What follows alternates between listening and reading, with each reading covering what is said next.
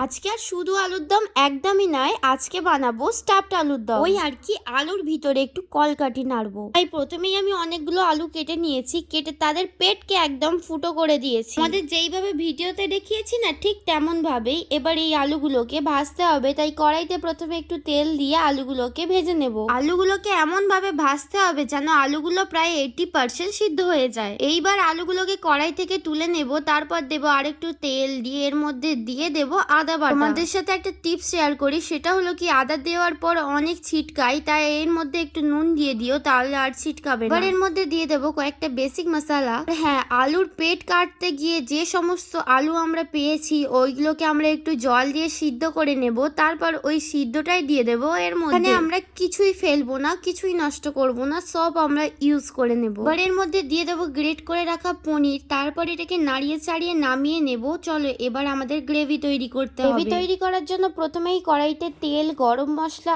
আদা বাটা এবং নুন দিয়ে ভালো করে নাড়াচাড়া করে নিয়ে এর মধ্যে দিয়ে দেব টমেটো এবং কাঁচা লঙ্কা। এবার এর মধ্যে দিয়ে দেবো জিরে গুঁড়ো, ধনে গুঁড়ো, লঙ্কার গুঁড়ো, হলুদ গুঁড়ো এবং সামান্য জল দিয়ে ভালো করে গ্রেভিটাকে তৈরি করে এবার এর মধ্যে দিয়ে দেবো কাজু বাদাম বাটা, 2 চামচ দই এবং সামান্য চিনি দিয়ে ভালো মতো নাড়াচাড়া করে নেব।